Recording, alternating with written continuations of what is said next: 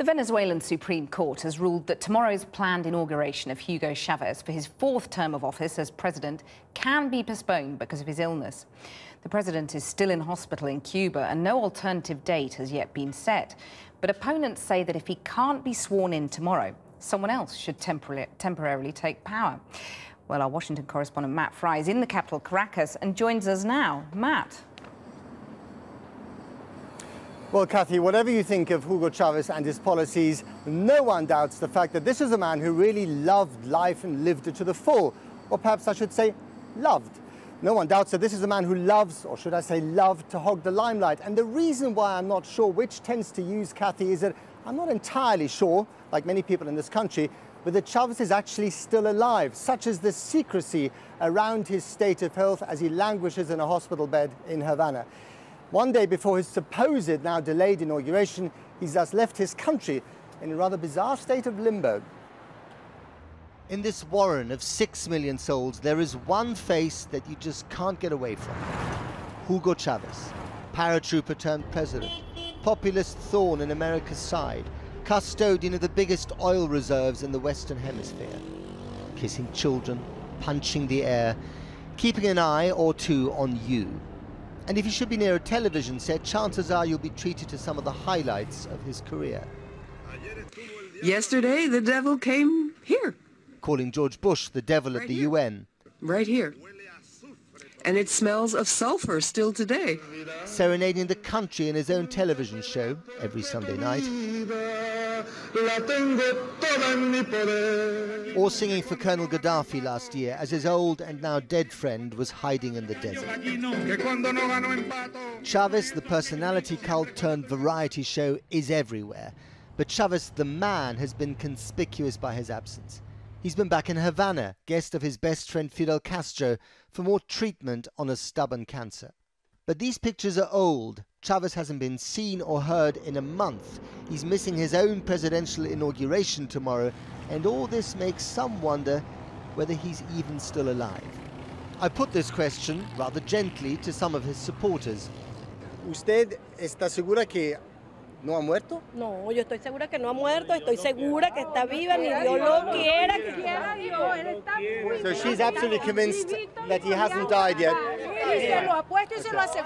They couldn't agree more. Within minutes, we had a flash mob declaring their undying love for their undying president. I asked him if they could imagine Venezuela without Chavez. ¿Vosotros imaginar una Venezuela sin Hugo Chavez? No.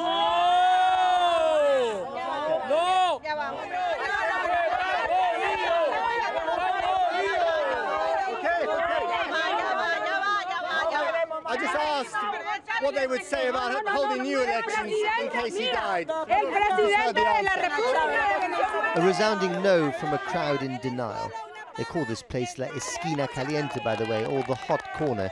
You can see why. With so much political passion on display and the country in limbo, the soldiers watch nervously from the sidelines. Chavez, the son of poverty, has become the champion of the poor, and of late he's been very busy cementing his legacy with cement. Everywhere you look in Caracas, there are housing projects for the poor. We went to one. For Teofila Medina and her family, 2 bedrooms and running water are a dream of luxury come true. So she's been in this apartment since December the 26th. That was her Christmas present. She's waited for 2 years to get a place like this, and her rent is precisely 0. Gracias a Dios y al presidente Chavez. Chavez's populism has been lubricated by a country awash with oil. The notorious slums of Caracas have had some relief, but it's all come at a price. The national debt has soared, industries have shriveled, foreign investors fled, and crime is epidemic. More than 20,000 murders last year alone, and this country isn't even at war. Look closely at the skyline, and you notice one building that's become a symbol for all the ills of Venezuela. They call this the Occupy Tower. It was supposed to be a bank until it was taken over by squatters. In the heart of the business district, this unfinished building has become a fortress run by armed gangs well beyond the law. The people who ran this country before Chavez came to power have been relegated to the sidelines. And in the well-heeled part of Caracas, there's more loathing than love for the president. Chavez is the worst president we have here in Venezuela. One of the things he did was to divide the Venezuelan people into parts, and he created a lot of hate. If people think the revolution of Chavez ends with his death, are wrong, very wrong. Caracas is a tale of two cities in a country bitterly, even dangerously divided. But whether dead or alive or somewhere in between, Hugo Chavez will continue to hold this place in thrall. He really does have the last smile. So what we do know is that the inauguration will not take place tomorrow and that the Supreme Court has sanctioned this as constitutional. But the rest we really don't know. Now, will there be an inauguration in 90 days or perhaps 180 days, as some have hinted?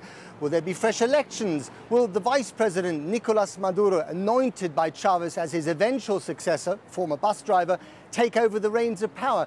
Could Chavez actually come back from the near dead in order to take up residence and power here in Caracas? We simply don't know the answers to these fundamental questions, and that does leave this country in a state of limbo. It will, for instance, ensure that the black market rate between the local currency and the dollar will skyrocket even more.